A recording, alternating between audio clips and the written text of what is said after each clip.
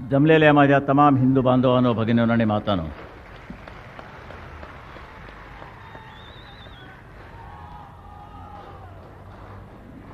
घरून निघताना धाकधूक वाटत होती.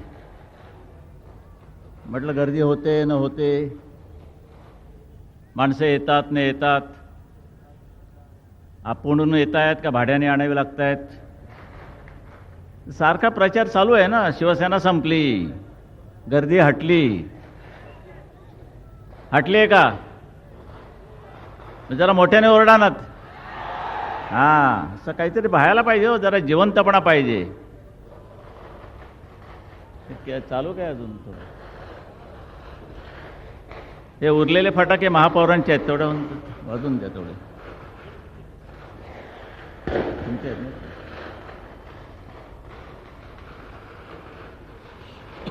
धूर आला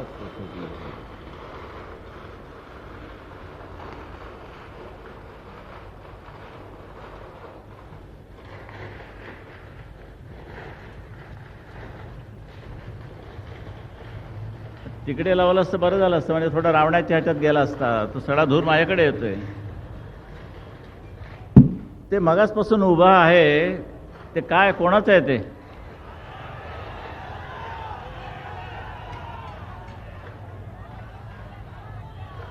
मुल्ला सिंग, करबडीचा लालू. नंतर काय करणार आहात? आगपेटी वगैरे आहे का देऊ? बरं ठीक आहे. नाही, विषय चिकार आहेत, कितीतरी विषय आहेत. मुख्यमंत्र्यांनी काही दुसऱ्या पद्धतीने त्यांचे विषय मांडले. माझे विषय स्वतंत्र आहेत. पहिल्यापासूनचा माझा एक विचार असा आहे की ही शिवशाही गरिबांची शिवशाही असली पाहिजे. इकडे मला गले लठ्ठ माणसं, पोट सुटलेली माणसं नकोत, हे आपलं धोरण आहे. त्या दृष्टीने माझे विचार मांडणार आहे. आणि नंतर मग मात्र ते उत्तर प्रदेशचा एक लांडा आणि बिहारचा एक लांडा, या दोन लांड्यांचा समाचार घेणार. काय वाटेल ते बडबडतात आणि लोक ऐकतात, हे विशेष. त्यावेळेला उसळून उभे राहायला पाहिजे की वाटेल ते करा, पण हे आम्ही सहन करणार नाही. पण मी त्यांना धन्यवाद देतो. धन्यवाद एवढ्यासाठी देतो की ते तसे बोलले म्हणून हा हिंदू जागा झाला, संतापलाय, चिडलाय. नाही, तुम्ही झोपलेले असता. त्यांनी तेवढं तरी काम केलं की तुम्हाला चवताळून सोडले. सगळ्या देशातला हिंदू चवताळून उभा राहिलेला आहे. शिव्या देतोय त्यांना. अरे पायाने दाबून टाका ना रे बाबा. बस बस, पायाने दाबा, नवी लावू नका.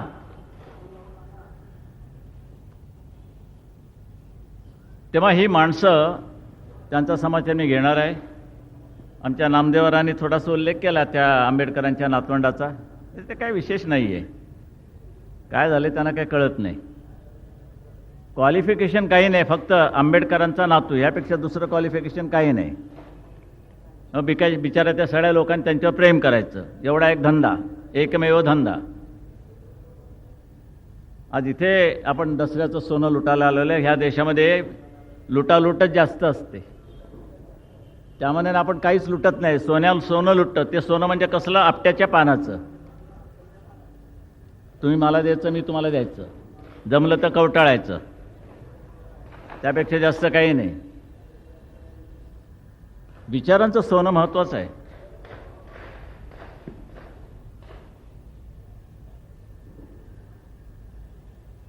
आणि द्यायचं म्हणजे काय द्यायचं? आता आम्ही भगवा सप्ताह आयोजित केलेला आहे. सगळ्या महाराष्ट्राला जाग आणायची, म्हणजे झोपलाय महाराष्ट्र असं म्हणून नव्हे, की आम्ही कुठे कमी झालो असं म्हणूनही नव्हे. उद्या निवडणुका येणार आहे, असलेली सत्ता हातातनं जाणार आहे. मुळात ते येणार होती हे कुठे ते आम्हाला माहीत नव्हतं आणि तुम्हालाही माहीत नव्हतं, पण आली. तुमच्या सगळ्यांच्या आशीर्वादानं आणि मेहनतीनं आले. माझ्या शिवसैनिकाच्या घामानं, रक्तानं, परिश्रमानं आली. कोणी आमच्यावरती मेहरबानी केली नाही. आणि उद्या तेच होणार आहे. पुन्हा सुद्धा 2000 वर्षानंतर ही सत्ता खेचल्याशिवाय मी स्वस्थ बसणार नाही. पण जे आरोप झाले, काही करा तुम्ही, कधीही प्रसिद्धी नाही. आज ते एक जागीरदार आहेत बघा, ते आपली शिवसेनेचे आहेत. हे जागीरदार एक फार मोठे नामवंत सर्वोच्च न्यायालयाचे निवृत्त न्यायमूर्ती आहेत. श्री R.A. जागीरदार यांचे श्रीकृष्ण आयोगाच्या अहवालांतील भाषणांतील महत्त्वाचे मुद्दे अनेक दिलेले आहेत, आज सामन्यामध्ये छापलेत. त्यातला एक महत्त्वाचा मुद्दा म्हणजे श्रीकृष्ण आयोग. पहिला हा घेऊया, श्रीकृष्णाला वंदन करूया, त्या नव्हे आपल्या. आणि माझ्यावरती आरोप, ते बिहार आणि उत्तर प्रदेश 2 लांडे आले, ह्या शिवाजी पार करून त्यांनी एका शारोळी ठोकली की हमारी सरकार आएगी तो हम बालासाहेब ठाकरे को गिरफ्तार करेंगे. मग भडव्यांना सांगायचे की ज्यावेळेला तुम्ही मला अटक कराल त्यावेळेला तुम्ही मुंबईत असा, इथे असलं पाहिजे. म्हणजे मग मुंबई पेटल्यानंतर तुम्हाला सुद्धा त्यात टाकता येईल. आणि मग त्या श्रीकृष्ण अहवालावरती जागीरदार म्हणतायत, जो तो श्री बाळासाहेब ठाकरे यांच्यावरती कारवाई करा अशी ओरड करत आहे, परंतु आयोगाने कोणाही व्यक्तीस अटक करण्याची किंवा कारवाई करण्याची शिफारस केलेली नाही. मग तुमची इच्छा, अटक करा म्हणजे अटक करा. हे काय बिहार का आहे का मुलायम सिंगचा उत्तर प्रदेश आहे? अटक बाळासाहेब ठाकरेंना तुमच्या ताकदीच्या जोरावरती होऊ शकत नाही, हा माझा आत्मविश्वास आहे. अरे घेतले होते ना अनुभव तुम्ही मागे सीमा प्रश्नाच्या वेळेला. 10 दिवस मुंबई पेटली. 1:30 वाजता, रात्री 1:30 वाजता मला, आम्ही मनोहर जोशी दत्ताजी साळवी तुरुंगात होतो एरोड्याच्या, आणि तिथे 1:30 वाजता मधु मेहता आणि ते अमरसिंग कोणीतरी आले. बाळासाहेब म्हणे स्टेटमेंट काढा म्हणे, भयंकर मुंबई झालं. म्हटलं मी काय करू त्याला, मला विचारून अटक केली नाही, आता कशाला विझवा म्हणून येता, मी काय काढत नाही. मग शेवटी वसंतरावांनी अगदी हट्टच केला. मी 1:30 वाजता 1:45 वाजता स्टेटमेंट केलं आणि मग ते वृत्तपत्रांना आलं. आणि म्हणून हा मूर्खपणा एकदा झालाय, परत करायचं असेल तर बेशक करा, आपल्याला काय. पण आपण उपोषण वगैरे करणार नाही, भानगडीत पडणार नाही. चाल हेड घरचा डबा मागवीन, रोज काय काय पाहिजे त्याचा मेन्यू रिकाम्या डब्यातनं पाठवीन आणि दुसऱ्या दिवशी भरलेला डबा घेईन. ते धंदे आपल्याकडे नाहीत. हे उपोषण आपल्याला जमत नाही. मी शिवसेनेच्या त्या उपोषणाला बसायचं नाही. दणकून खा, अगोदर मिळतंय कुठे, तो उपोषण करताय. हे सगळं ठीक आहे, हे आपलं नाटक आपल्याला जमत नाही. पण आज ह्या एका दृष्टीनं महाराष्ट्रावरती आम्ही राज्य करीत असताना का तुमचं पोट दुखतंय? माझं आणि पत्रकारांचं वैध नाही हे किती वेळा मी सांगतोय त्यांना, किती वेळा तरी. माझे किती चांगले मित्र आहेत तिथे बसलेले. आज तो उलट मी त्या लोकसत्ताकारांचे आभार मानतो, काही चांगलं छापून यावं म्हणून नव्हे, पण इकडे आणा तो लेख. हा आजच्या लोकसत्तेमध्ये अप्रतिम लेख आलेला आहे. लोकमान्य टिळकांनी लिहिलेला हा लेख आहे, जरूर वाचा. आजच्या लोकसत्तेमधला थोडा खप वाढेल आपल्यामुळे, पण हरकत नाही. एक 1893 मधली दंगल आहे हिंदू मुसलमानांची, 1893, आणि बरोबर 100 वर्षांनी 1993 मध्ये दंगल झाली. म्हणजे बरोबर 1893 ते 1993 2 दंगली. पण टिळकांनी त्यावेळेला मांडलेली भूमिका अजूनही 100 वर्षानंतर कायम आहे. मुसलमानांमध्ये कोणताही फरक आणि बदल झालेला नाही. का? टिळक म्हणतात, मुसलमान लोकांची सर्वत्र अशी समजूत आहे की सरकार आपणास भीते, यामुळे केव्हाही दंगा झाला असता सरकार सहसा हिंदूंची बाजू घ्यायचे नाही. मुसलमान लोकांची अशी समजूत आहे की ही गोष्ट आमच्या मते निर्विवाद आहे. त्यावेळचा विचार अजूनही कायम आहे. सरकार त्यावेळेला ब्रिटिशांचं होतं, गोऱ्या कातड्याचं होतं, आता काळ्या कातड्याचं आहे. कातडं बदललं तरी विचार बदलत नाही. नालायकपणा तोच. अजूनही त्यांना तसंच वाटतं. ह्याचं कारण विचार बदललेलंच नाही. आणि ह्यापुढे ते म्हणतात, मुसलमान लोक जरा शेफारले असले तर त्याचे मुख्य कारण सरकारची फूस हे होय. मुंबईचे हिंदू लोक जे चवताळले आहेत ते मुसलमानांसारखे धर्मवेडेपणाने अगर अविचारीपणाने नव्हे तर केवळ आत्मसंरक्षणार्थ होय. एक दिवसापर्यंत त्यांनी वाट पाहिली, पोलिसांच्या हातून त्यांचं संरक्षण होईना, तेव्हा आपल्या संरक्षणाकरता त्यांना दंगेखोरांचा प्रतिकार करणे भाग पडले. मग आपण काय केलं? आम्हाला ज्यावेळेला कळलं की सरकार त्यांची बाजू घेतोय, आम्हाला कळलं की ज्यावेळेला पोलीस हतबल दिसत आहेत त्यांना हुकूमच नाही, आणि त्यावेळेला मी तुम्हाला सांगितलं की अरे गांडूंचं मरण पत्करल्यापेक्षा मर्दाची अवलादून बाहेर पडा. आणि उद्या तीच परिस्थिती राहिली तर पुन्हा माझा तोच आदेश असेल, हेही विसरू नका.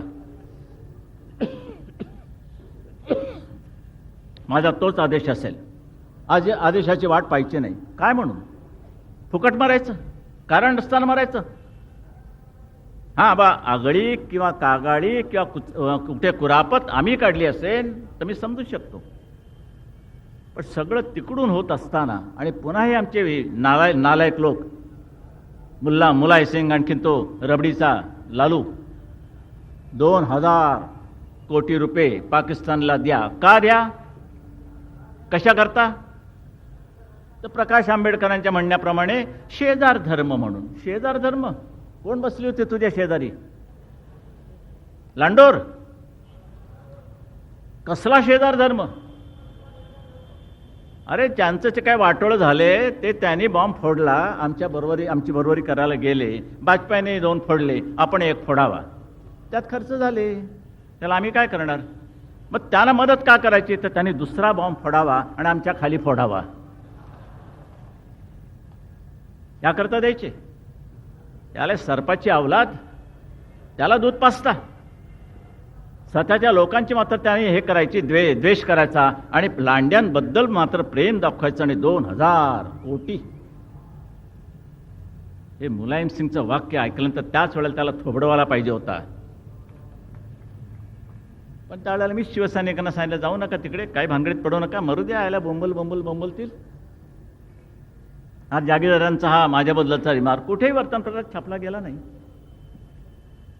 पण आता मी जे बोलतोय ते प्रत्येक वाक्य उद्या चौकट, बॅनर, अमुक, लांडे बोलला. अरे बोललाच मुळी, त्यांच्या धर्मामध्ये आहे. त्यांनी जे सांगितलं ना मागच्या वेळेला, कोणीतरी ते तुझं लल्लू त्याच्यानंतर उभा राहिला, लल्लू बसला, मुलायम सिंग उभा राहिला, ही गर्दी हटून निघून गेली, गर्दी गेली. मी स्वतः पाहतो ते, त्या मला एकाने टेप आणून दिली, बघा म्हणे गर्दी चालली आहे रस्त्याने, हा सगळा रस्ता निघून चाललाय. त्याने एक हिंदूची व्याख्या केली. हिंदू कोण आहे? ते एडझवच आहे ते साला, ते लालू प्रसाद. अरे हिंदू किसको बोलते है? आयला का तोंडामध्ये चारा भरलेलं फुगलेलं तोंड. बरं, मिटिंग नसलं की 2-2 दिवस म्हशीपाशी लोळतो, तुपाळ चेहऱ्याचा, मधाळ चेहऱ्याचा. हिंदूची व्याख्या केली. म्हणे हिंदू कशाला म्हणतात? म्हणे हमारी शादी हो गई है, हमको शरीर को हल्दी लगी है, हम हिंदू है. यही बात मुलायम सिंह की है. वही शादी हुई उसका हलत लगी है, तो हिंदू आहे. ज्याच्या अंगाला लग्न झाल्यामुळे हलट लागेल तो हिंदू. ते आपल्याला काही पटत नाही. मग असं जर असेल, लग्नाची हळद ज्याच्या अंगाला लागते तो हिंदू, मग मला असं वाटतं की मुसलमानांचं नेतृत्व करण्याकरता त्या माणसाची सुनता व्हायलाच पाहिजे. ज्याची सुनता नाही तो नेतृत्व करू शकत नाही. जा मुसलमानांना विचारा, काय रे चालेल का बिनसुनत्याचा? सुनत्यावरती काही नेतृत्व अवलंबून नाही ना. तुमचा नाही हळदीचा प्रश्न. ते तर का म्हणे वाजपेयी हिंदू नाही का? त्यांचं लग्न झालं नाही म्हणून. काय शोध लावला? मग आम्ही पण सुनतेचा शोध लावला की ज्याची सुनता झालेली नाही तो मुसलमानांचं नेतृत्व करत नाही, तो मुसलमान असू शकत नाही. चालेल. मग हे जसं चालत नाही तसं हळदीचा आणि लग्नाचा काही संबंध नाही. लग्न झाल्यानंतर ते पिवळी होत असेल ती गोष्ट निराळी, थोड्या वेळाने कळेल. म्हणून पण त्यांना जोरात हसतात. बरं असू द्या. हा काय झालं, व्यंगचित्रकाराचा हलकटपणा असल्यामुळे मध्ये मध्ये आपलं चालूच असतं आमचं. झालं ते काय, आता करायचं काय? ते रावसाहेबांसारखं आहे त्या पु ल देशपांड्यांच्या.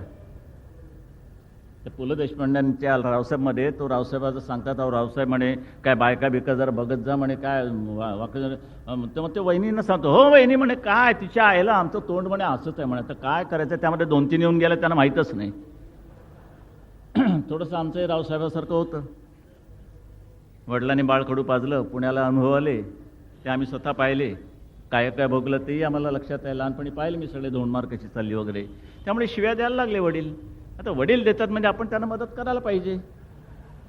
वडिलांना एकाकी कसं पाडायचं, पण थोडेसे शिकलो ते आता हल्ली वापरतो कुठून कुठून, ज्या ज्यावेळेस शक्य आणि त्या लायकीची माणसं असतील त्याप्रमाणे ते असो. पण ही इतकी बालिश माणसं, हिंदूची व्याख्या काय काय काय कोणाला सांगताय तुम्ही? मी आजपासून तुम्हाला सांगतो, या देशाला भारत म्हणू नका, इंडिया म्हणू नका. आजपासून या देशाला फक्त हिंदुस्तान म्हणा. जेवढे जमलेले आहात तेवढ्या कडवट हिंदूंनी आजपासून हिंदुस्तान म्हणायचं, भारत बिरत म्हणायचं नाही. भारताला माझा विरोध नाही, भारत माता की जय ठीक आहे, पण आमच्या हिंदूंचा ठसा उमटलाच पाहिजे. आणि ह्याकरता हिंदुत्वाचा, कडवट हिंदुत्वाचा प्रचार नसा करू नका. तर ते तुम्ही दाखवून द्या की होय आम्ही हिंदुस्थानामध्ये राहणारे हिंदू आहोत. नाही तर कशाला, काय म्हणून जगायचं आपण? जा पाकिस्तानात बघा, 9 जणांनी तिथून राष्ट्रध्वज आपला फडकवला, राष्ट्रध्वज. त्यांना अटक झाली आणि शिक्षा झाली. त्यांचा निषेध करण्यात आला. काय केलं पाप त्यांनी? 9 फक्त लोक त्यांनी राष्ट्रध्वज हिंदुस्थानाचा फडकवला, त्यांना अटक झाली आणि शिक्षा झाली आणि गदारोळ उठला तिकडे. आमच्याकडे यांची 2 फुल्यांची जी मस्ती आहे, वंदे मातरम आम्ही म्हणणार नाही. उद्या आमची ती तयारी असेल की ह्याना वंदे मातरम आम्ही म्हणायला लावणारच, लावलंच पाहिजे. वंदे मातरम म्हणा, तर त्याला काही अर्थ नाही जगण्याला. नेहरू घराण्याने वाट लावली, सगळ्यांनी वाट लावली, आणि आता हे वाट लावतात. नशीब या देशाचं की तो मुलायम सिंग तिथे बसला नाही संरक्षण मंत्री म्हणून, नाही तर ह्या माणसाने खरोखर त्या पाकिस्तानला 2000 देऊन या देशाचं दिवाळं काढलं असतं. आमच्यावरती आरोप आहे दिवाळखोरीचा. कोण करतायत? ते दुसरे लल्लूचे इकडे एक अवतार आहे, शरद पवार. दुसरा नमुना आहे, तो दिसतोय तसाच, फक्त तो त्याच्यापाशी रबडी आहे, हा रबडी खातो. इंदूरला म्हणतात, आहे मध्य प्रदेशात, चांगला पदार्थ आहे. काय दिवाळखोरीचा आरोप करताय? कसली दिवाळखोरी? ही पाणी योजना, कृष्णा खोरे योजना तुम्ही अंमलात आणायला पाहिजे होती. वाटतं 1978 साली, 1978 सालापासून यांच्या हातामध्ये ते बाळ आहे, यांनी अंमलात आणायला पाहिजे होती. नाही नाही नाही केलं. माझी झोपडपट्टीवासियांची ही संपूर्ण योजना आम्ही शरद पवारांच्या हातात 90 साली दिली. नाही, 95 साली आमच्या हातात सत्ता आली, आम्ही तर सुरुवात केली.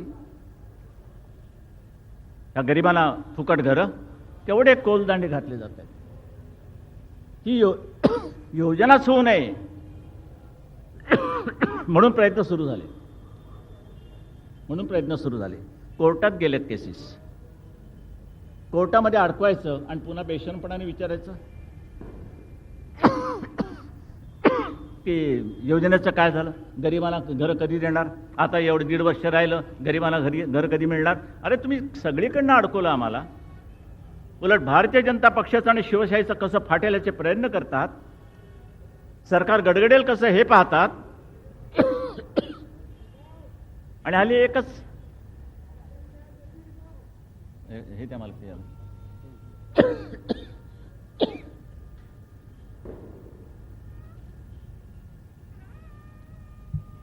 हल्ली एकच मुद्दा.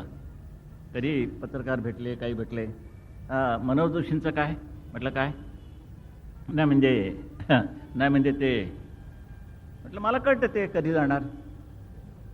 म्हटलं प्रश्न कुठे येतो? रोज सकाळी उठतात, कार्यक्रम आटोपतात, चहा बी घेतात, वर्तमानपत्र वाचतात, मंत्रालयात जातात, महाराष्ट्र फिरतात, योजना आखलेल्या कशा अंमलात आणायची याची विवंचना करतात, आणि मग इतर सगळ्या गोष्टी म्हणजे कधी जात आहेत त्यापेक्षा दुसरा विषय नाही. हे कशा करतात चालले मला कळत नाही. तुमची इच्छा काय? एका तरी काँग्रेस मुख्यमंत्र्याला तुम्ही हा प्रश्न विचारलात? माझ्या वयाची उठाठेव करतात की मग तुमच्यानंतर कोण. म्हटलं केसरीला प्रश्न विचारलात, नरसिंहरावला हा प्रश्न विचारला, मग मलाच का विचारता. कसली घाई आहे तुम्हाला. पण हे चाललेलं आहे. बरं, कसली घाई आहे तुम्हाला. मुद्दा असा आहे तो रुमाल. बरं आहे माझ्याकडे. माझा प्रश्न एवढाच आहे की तुम्ही आम्हाला मदत करू नका. टीका करायची जरूर करा, पण सगळं मोडून तोडून टाकतो. आज प्रथम या महाराष्ट्रामध्ये पूर्ण देशाचा विचार केल्यानंतर पहिल्यांदा विरोधी पक्षाचं सरकार या महाराष्ट्रामध्ये आलेले शिवरायाच्या महाराष्ट्रात. न सगळ्यांनी काँग्रेसची कास धरून, तुम्हाला मी सांगतो सरकार बसवलेली आहेत काँग्रेसची कास धरून. आणि मग अशा वेळेला तुम्हाला अभिमान वाटायला नको आम्ही काय असं घोडं मारले की हे सरकार पडण्याकरता तुम्ही आधी पाण्यामध्ये देव बुडून ठेवावेत. उद्देश काय. कृष्णा खोरे काय म्हणे होणार नाही. अरे पण का.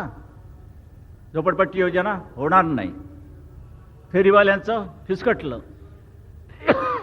फेरीवाल्यांच्या बाबतीत माझी स्पष्ट भूमिका आहे. महापौर तिथे बसलेले आहेत, मुख्यमंत्री इथे आहेत, त्यांना मी सांगा काय विचारलंय. मी तुम्ही ज्या पद्धतीने हॉकर झोन आखलेले आहेत ते मी मान्य करणार नाही, कोणत्याही परिस्थितीत नाही. अहो जिथे शांतता आहे तिकडे बिघडवायची कशा करता. मी महापौरांना विचारलं, म्हटलं ते बाबा हॉस्पिटल आहे तिकडे तुम्ही पट्टे मारलेत. महापौर म्हणाले नाही तिथे म्हणे फेरीवाले तिकडे नारळवाले बसवणार. नारळवाले.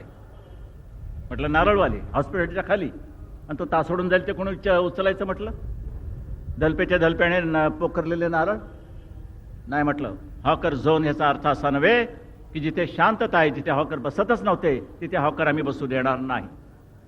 हे शिवसेनेचं धोरण म्हणून तुम्ही जाहीर करतोय.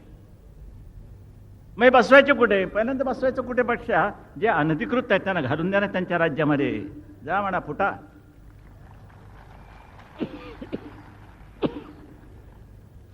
त्यांना घालवा, बरेचसे कमी होतील. त्यांनी मला दिले गोष्ट किती खरे अधिकृत फेरीवाले किती आहेत. फार कमी आहेत. 2 का 2.5 लाख एकूण असतील तुमचे फेरीवाले. त्यातले मुळात किती फार कमी आहेत. जवळजवळ मला वाटतं कमीत कमी 15 ते 25 हजाराच्या जवळ आहेत. फार नाही आहेत. यांना कुठे बसू शकतो. आज दादाची जनता एकदम खुश आहे. कारण असा रस्ता आणि हा फुटपाथ हे मला प्रथम दिसतंय. मग हे सुख महत्वाचं आहे. तर त्यानं घसडगुंड आपल्या ह्याच्यामधनं जात बसते. बाई इकडून तिकडून जाते, आट्यापाट्या खेळते. हां तुमची इच्छा जर असेल की ऑलिम्पिक गेममध्ये जर उद्या आट्यापाट्या आणि कबड्डी सुरू झालं त्यामुळे त्यांना प्रॅक्टिस होण्याची शक्यता आहे म्हणून आम्ही फेरीवाले बसवले. तो गोष्ट निराळी. पण हे नाही चालणार. गिरणी कामगारांचा प्रश्न सोडवा. मी योजना काढली. मी मुख्यमंत्र्यांना सांगितलं साधी योजना आहे. गिरणी मालकाची सरप्लस जागा त्याला द्यायची अटीवर. आणि ती अटीवर अशी की ही विकून जे पैसे येतील आणि कामगारांची देणी जर असतीलच गिरणी कामगारांची ती पहिल्यांदा दे. तुला इथून गिरणी हलवता येणार नाही. गिरणी तिथेच राहिली पाहिजे. ज्यांना व्हॉलेंटरी रिटायरमेंट घ्यायची असेल, ज्यांना गोल्डन शेक घ्यायचा असेल की हँड द्यायचा असेल, बेधडक द्या. हा गोल्डन हँड कसा आहे, तुम्ही रिटायर होईपर्यंत जेवढे तुम्हाला पैसे आहेत तेवढे आत्ताच देऊन करून टाकायचे. म्हणजे कामगारांचं नुकसान काहीच नाही. आणि हे दिल्यानंतर मात्र ऑटोमेशन येणार असेल तर हे ऑटोमेशन आल्यानंतर मात्र गिरणी कामगारांचा मुलगा किंवा तो स्वतः यांना तुम्ही ट्रेन करा आणि त्यांना तिथे ठेवा आणि अशातून तुमची गिरणी नवीन गिरणी चालवा. ही माझी योजना आहे. कोणी बेकार होणार नाही. मग हे बेकार झालं नाही झाल्यानंतर बाकीची जागा काय करणार. 1/4 1/4 1/4 गिरणी मालकांनी 1/4 ठेवावी, 1/4 तुम्ही म्हाडाला द्यावी, 1/4 तुम्ही नगरपालिकेला द्यावी. मग कामगारांसाठी घरं तरी बांधा, नाही तर तुम्हाला जे करायचं ते करा, ब्युटिफिकेशन करा. ही योजना इतकी उत्तम आहे, सगळ्यांनी मान्य केली, पण आता अंमलात आणली पाहिजे. याला विरोध करण्याची गरज नाही कोणी. तुम्हाला तुमचे नेते भडकवतील, पण त्यांना सांगा ही योजना आमच्या मुळावर न येणारी असून आम्हाला वाचवणारी आहे.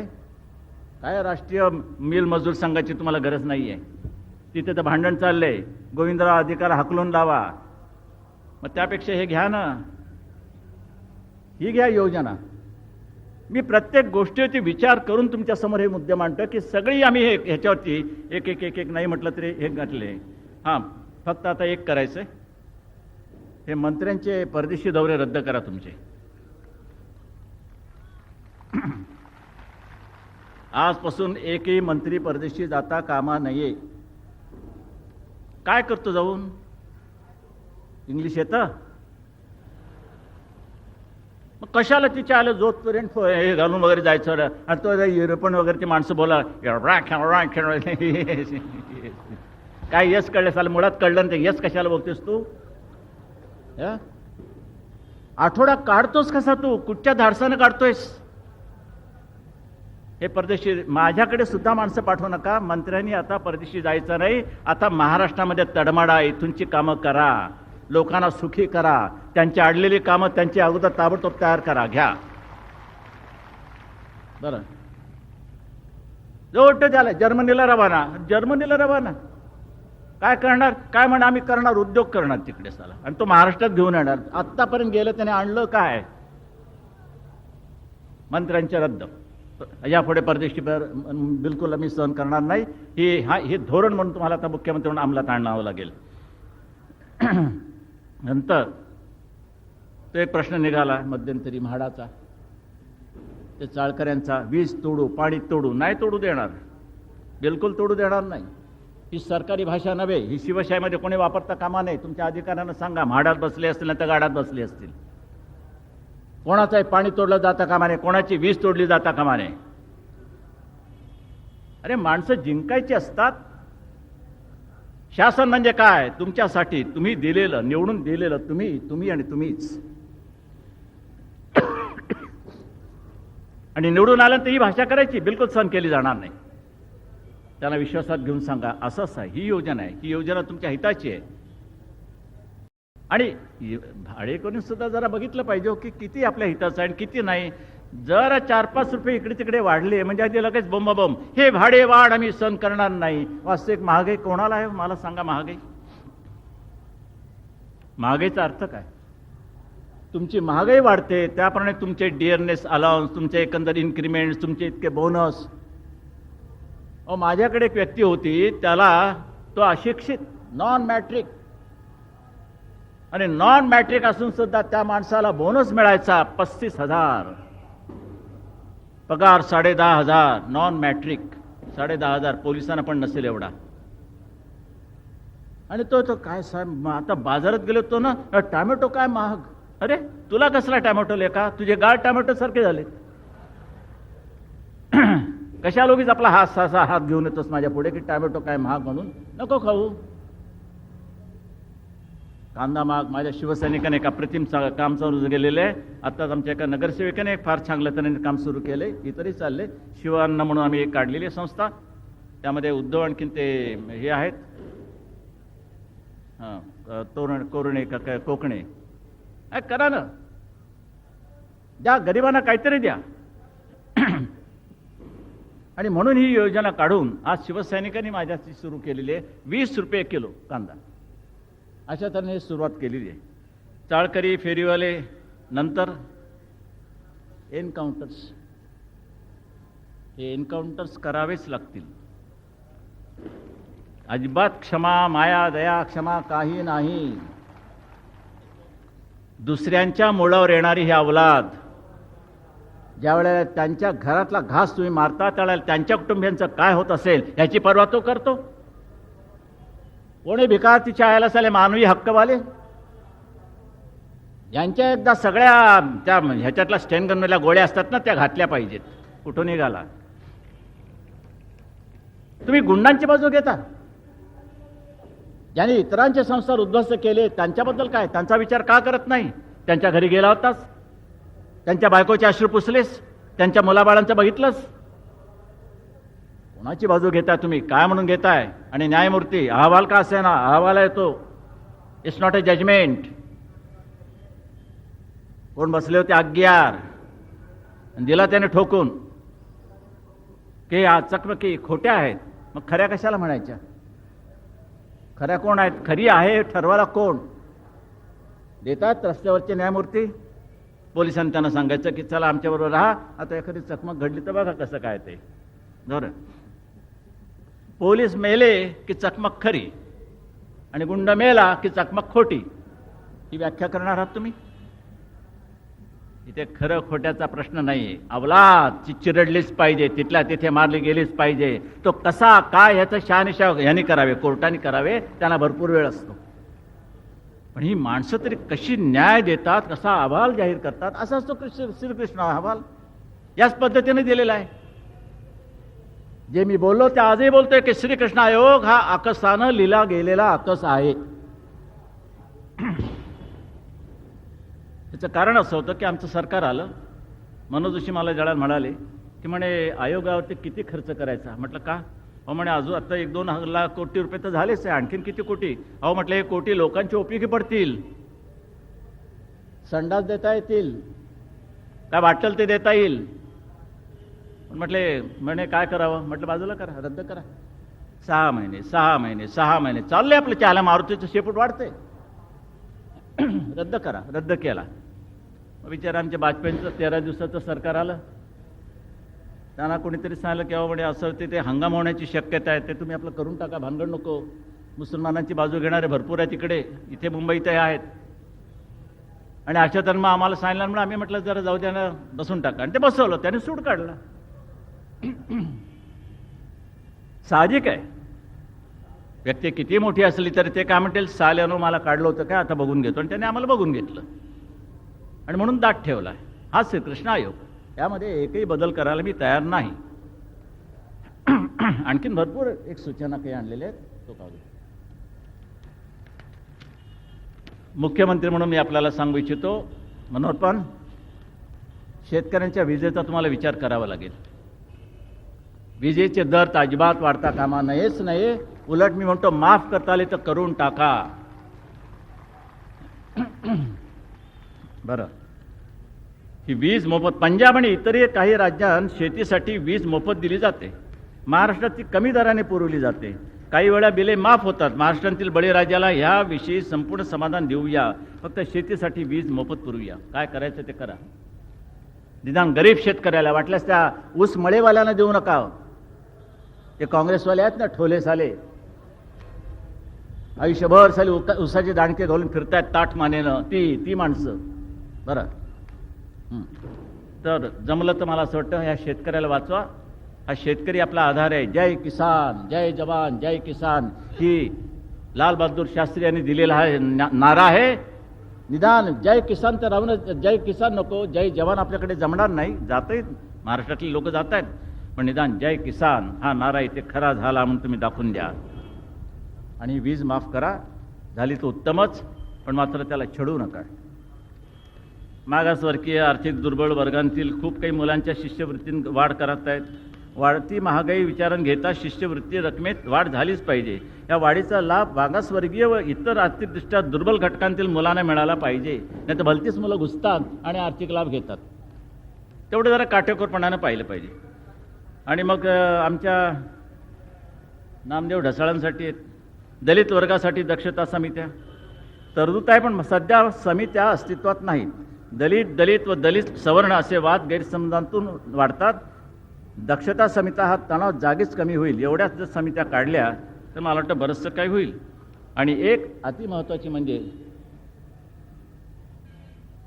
छत्रपती शिवाजी महाराज, महात्मा गांधी, जवाहरलाल नेहरू, इंदिरा गांधी, काही नोकरीची माणसं पण येतात पुष्कळ, पण आली आहेत. लोकमान्य टिळक आहेत आमचे. एवढी थोर माणसं हायकोर्टात आहेत, मंत्रालय आहेत, इतरत्र आहेत, डॉक्टर बाबासाहेब आंबेडकर आहेत. एक फक्त आपण एक फार मोठा महान आहे, कारण तो एक फार जबरदस्त असा समाज सुधारक होऊन गेला. माझे वडील त्यांना गुरुस्थानी मानत होते. आणि ते दुसरे तिसरे कोणी नको तर कोल्हापूरचे छत्रपती शाहू महाराज यांची तस्वीर तुम्ही सर्वत्र लावा, मंत्रालयात लावा, कोर्टामध्ये लावा, इतरत्र सर्वत्र लावा, कॉलेजेसमध्ये लावा. लोकांना कळू द्या ह्या माणसाने कसली बंड केलं होतं ते. ही माणसं विसरायची, मग कॅलेंडरवरती येणार कोण? ममता कुलकर्णी. एक बॅनर्जी आहे तेवढी बस झाली. ह्या तरुणांपुढे काही आदर्श येऊन द्या. ह्यांच्या पुढे कोणीतरी दिसू द्या की हो कोण होते. आणि अशा तऱ्हेने ही सुधारणा महाराष्ट्रात घडवायची आहे आपल्याला. आज भगवा सप्ताह कसा करायचा, काय करायचा याची पुस्तिका दिली आहे, पत्रकारांनी आम्ही देणार आहोत. काही कमी झालं नाही. झालेल्या प्रचाराला घाबरू नका, डरू नका. प्रामाणिकपणाने आपण सेवा करीत आहोत. ज्या वेळेला 95 साली लढलो, 92 साली सुद्धा सत्ता आली होती, हरामखोरांनी फोडली. या गधड्यानं जळाला. मंत्री पदावर बसताना मात्र जात आठवत नाही. मी आगरी समाजाचा, मी मराठा समाजाचा, मी 5 कळशी, मी 2 कळशी, मी 1.5 कळशी, नाही आठवत. घागरीला भोक असलं तरी चालेल, पण मी 10 कळशी. प्रश्न असा येतो की आम्ही हे काही केलेलं नाहीये. मी आगरी बघितला नाही, मराठा माझ्याकडे जातपात नाही. फक्त आम्ही सगळे मराठी बांधव आहोत. मराठी मायबोलीची आम्ही लेकरं आहोत. महाराष्ट्राचे आम्ही मर्द आहोत, पाईक आहोत, शिवरायाचे मावळे आहोत. ही भूमिका आमची आहे. पण ज्या वेळेला त्यांची मंत्रिपदं जातात त्यावेळेला त्यांचा आगरी समाज आठवतो, मराठा समाज आठवतो. मराठा समाज आठवणाऱ्या माणसांना मला एक प्रश्न विचारायचा आहे की शरद पवारांनी ज्या वेळेला वसंतदादांच्या पाठीत वार केला त्यावेळेला तो वसंतदादा काय बामण होता काय?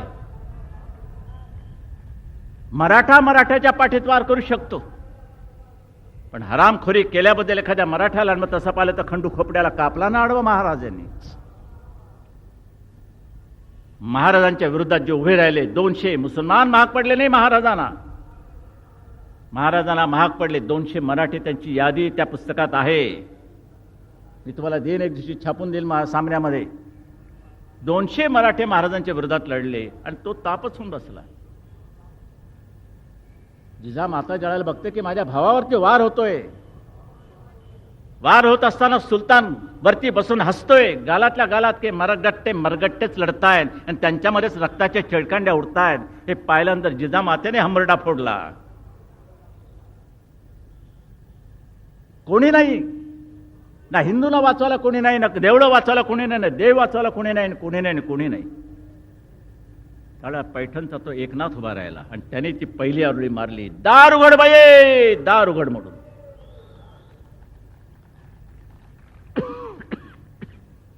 मग बाईने ते दार उघडलं. महाराजांचा जन्म झाला आणि मग महाराज काय निघाले, या लालूला म्हणत तुला काय माहिती, या मुल्ला मौलवीला सांगा, त्या मुसलमानाला सांगा, त्या मुल्लाइम सिंगला सांगा, हा महाराष्ट्र तुमचा आहे.